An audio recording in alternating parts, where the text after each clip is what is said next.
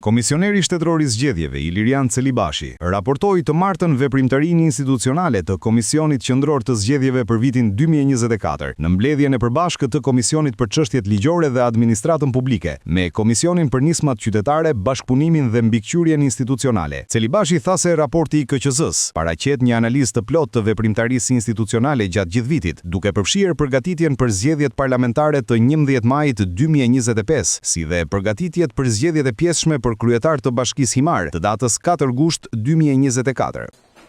Të bëj një prezantim të përmbledhur të raportit Komisionit Qendror të Zgjedhjeve për veprimtarinë e tij gjatë vitit 2024. Raporti i KQZ-s për këtë periudhë kohore paraqet një analizë të plotë të veprimtarisë institucionale gjatë gjithë vitit, duke përfshirë kryesisht përgatitjet për zgjedhjet parlamentare të 11 maj 2025, si dhe përgatitjen e administrimit e zgjedhjeve të pjesshme për kryetar të Bashkisë Himar të datës 4 gusht 2024.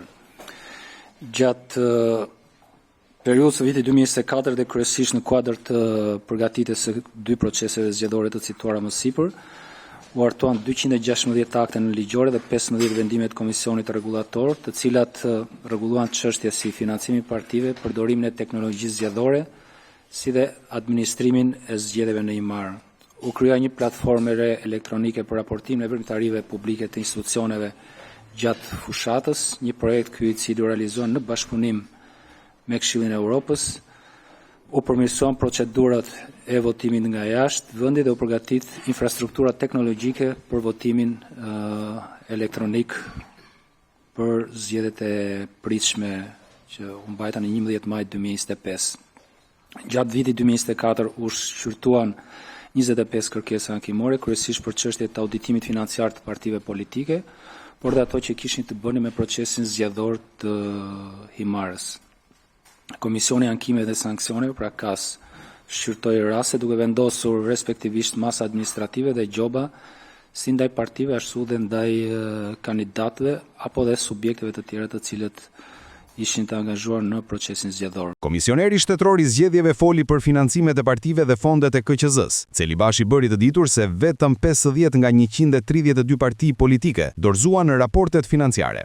Për sa i përket financimit të partive politike, për vitin 2024, nga buxheti i shtetit, i cili ju vënë në dispozicion Komisionit Qendror të Zgjedhjeve, u shpërndan 345 milion lek, 6 milion lek, si fonde vjetore për partit politike, këto si pas parashikimeve të ligjit për partit politike.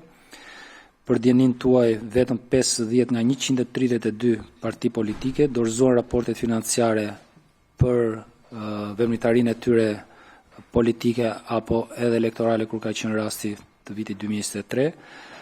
Dhe për gjitha partitë e tjera të cilat nuk u përmbajtën parashikimeve të kodit zgjedhor, ligjit të partive politike apo dhe akteve të tjera nënligjore të Komisionit Qendror të Zgjedhjeve, u vendosën sanksione për rastin.